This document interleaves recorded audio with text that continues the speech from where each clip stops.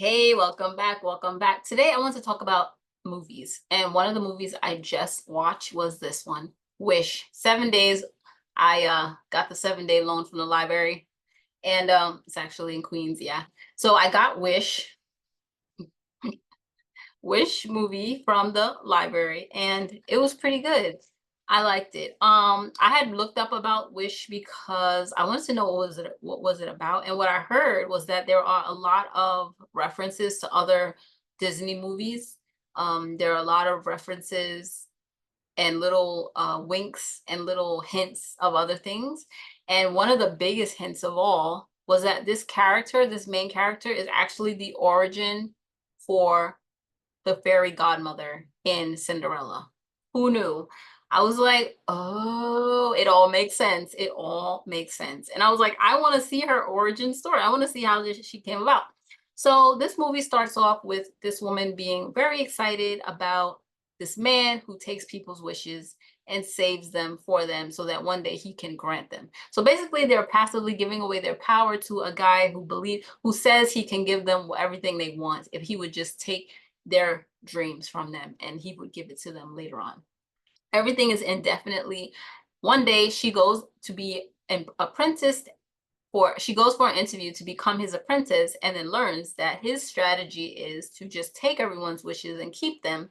But his goal is to make sure no one gets a gift or a dream that could sabotage his kingdom. So he doesn't believe that everyone's dreams should be granted. So he's keeping them indefinitely. And she finds this out that he's keeping their dreams and not going to give any of them. So a lot of them will just sit there being wasted. And she realizes that the difference between when a person still has a dream in their heart and when they give it away, they become lifeless when they give their dreams away. But when they still have their dreams inside their heart, they can work towards it and it still gives them light and hope and it fills them with aliveness. And each dream is a part of people's aliveness, it's a part of their heart, it's a piece of them. But when they give it away to the person who says, "Oh, I'll give you something better, whenever I feel like it," they've given away their power, they've given away a piece of themselves. And I felt like this story was very symbolic of a lot of things. We can give away our power to a job. We say, "Oh, the job's going to give us what we want," but we've just given away a piece of ourselves. Or we pay into some big timeshare and they say, "Oh, they'll give us what we want," but then we don't use the timeshare. And so we've just given away our power. We've just paid all this money into a timeshare that we'll never use. Or something like that. But they sold you on it because they make you believe that, "Oh yeah, you're gonna get so much out of this." Da, da, da, da. Good salesman people. Anyway, so yeah, I felt like this was a really good storyline, but I was surprised that it started off with her being disillusioned. First it started off with her being naive. She was pretty much naive. I could tell from the beginning that this was a bad story from the start, that she was happy that everyone was giving their gifts to this man. In my mind, that was a red flag. I was like, never give your dreams to anyone. Keep them to yourself. Do not give them away because people will steal them. And they're basically giving their gifts away and dreams to this man, and he's using it. But then he finds out that when he takes their dreams and then pushes it into himself, he gets more powerful. So he starts wanting to do that, taking people's dreams and bringing it into himself. And then he feels like he's so powerful. But then he feels threatened because the girl makes a wish that everyone would have their dreams back.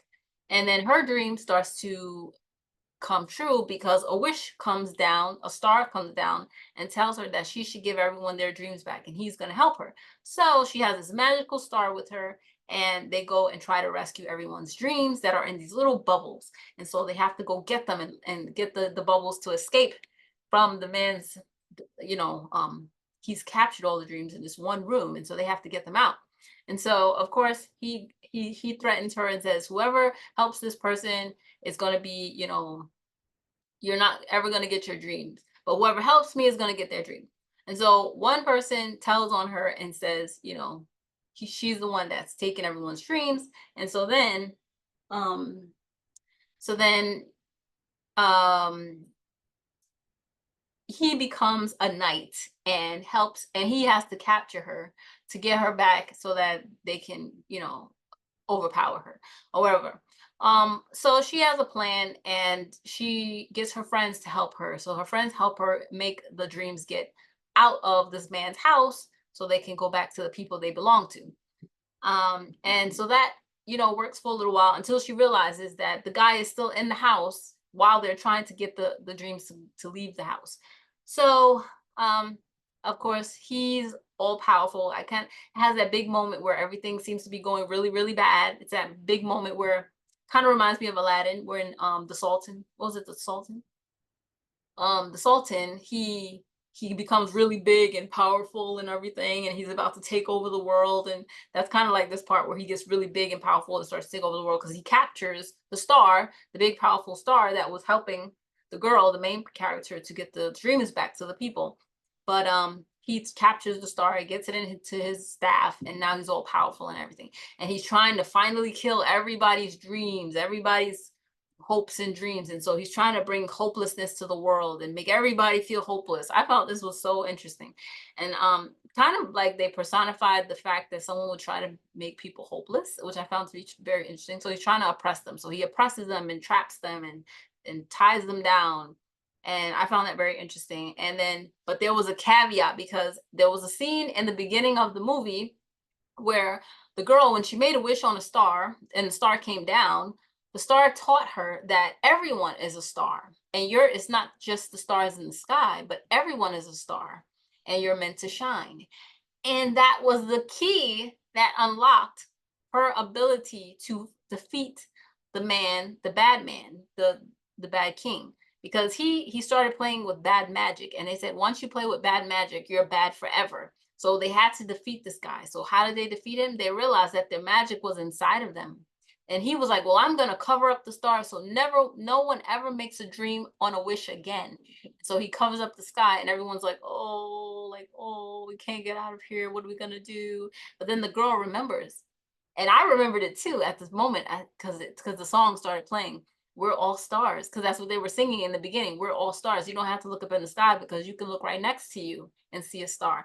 And I thought that was so beautiful, so beautiful. I was like, oh my gosh, look at that. Look at that. I was just like, I love this. This is just too good.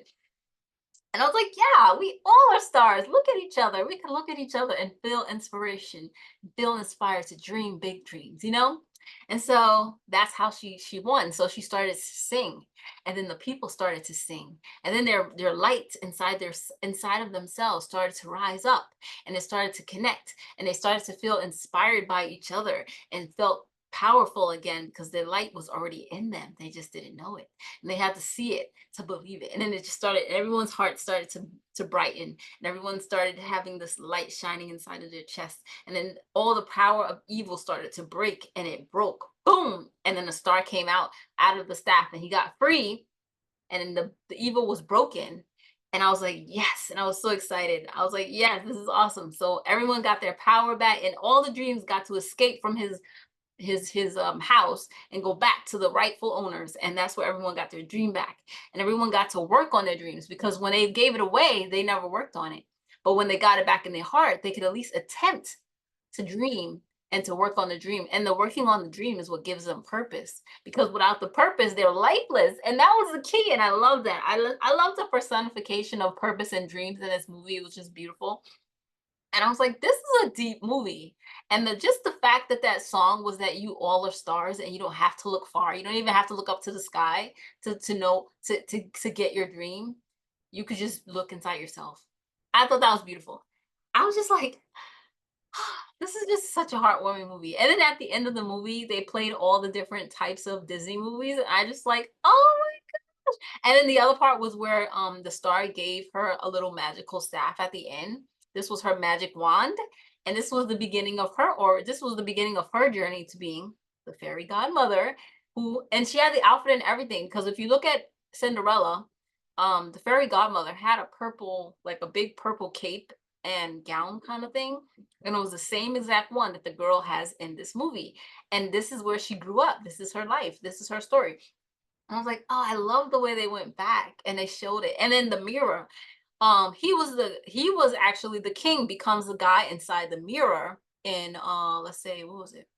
Snow White, I believe. Snow White and Seven Dwarfs. Is it Snow White or is it Sleeping Beauty? I'm not sure. One of them where the queen, the witch, she says, mirror, mirror on the wall, who's the greatest of them all. I'm not sure which story that is, but I'll have to look it up.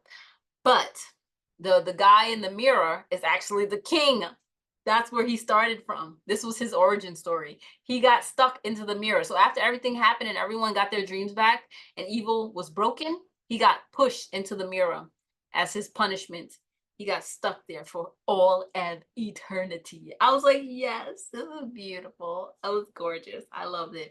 For all of eternity. So yeah, I was like, oh, this is so good. So that's how he got in the mirror. That's where that person came from. So this was cool that they gave us a story to tell us what happened, why did this happen, and where did that come from? Like, kind of answer your question. Nobody had these questions. I didn't ask where the fairy godmother came from, or where the mirror man came from.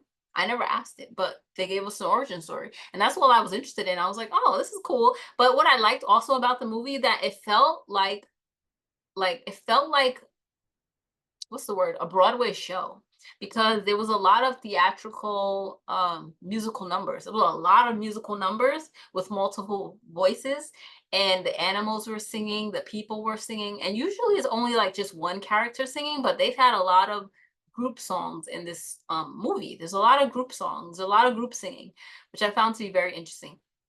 I also like the main character had braids in her hair. I thought that was pretty cool. I was looking at her hair like, oh, she has braids, and they're like, and they showed even like her edges were a little bit fuzzy.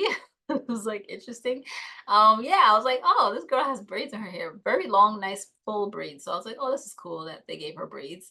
And then the little goat or whatever, I think it was a little goat. He was so cute, looked like a baby. He was so cute, but he had a deep voice, which I found to be ironic, which was very funny. And it just was very cool movie. I liked it.